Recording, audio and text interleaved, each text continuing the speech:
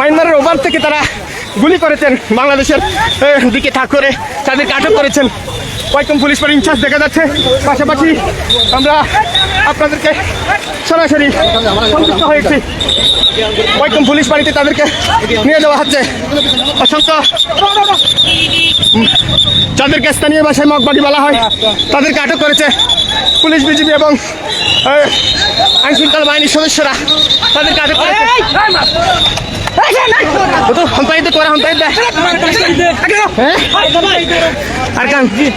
বুলাবুলি কেন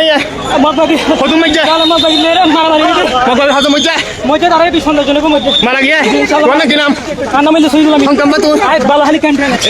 এখানে মদবাজি হজম হয়েছে 17 করে গুলাগুলি তাদেরকে বলা হয়েছে। আমরা তাদের কাছ থেকে এখানে ভাই আমরা যাবো। কমান্ডার একজন কমান্ডার আমরা দেখতে পাচ্ছি। পাশাপাশি গুলিবিদ্ধ যারা রয়েছেন তাদেরকেও উদ্ধার করেছে। এখানে বাংলাদেশের বাহিনীগুলা আজকে একজন গুলিবিদ্ধ, 2 জন রয়েছে।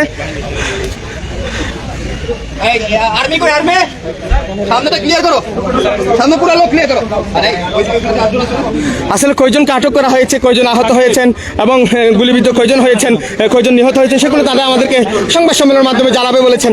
তো আমরা আপনাদেরকে দেখাবো এবং জানাবো।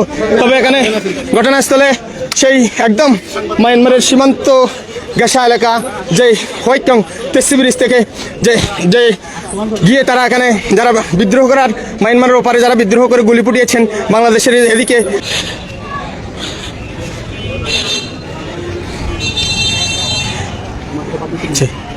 দেখছেন আপনারা ইতিমধ্যে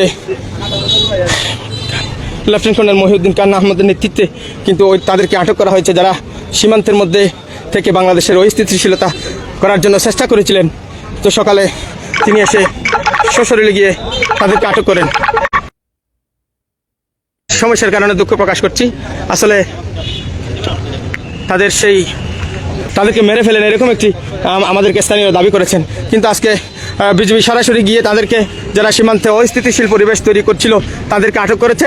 কতজন আটক করেছেন, কতজন গুলিবিদ্ধ হয়েছেন এবং কতজনকে সেখানে নিহত হয়েছেন সেগুলো বিস্তারিত তারা সংবাদ সম্মেলনের মাধ্যমে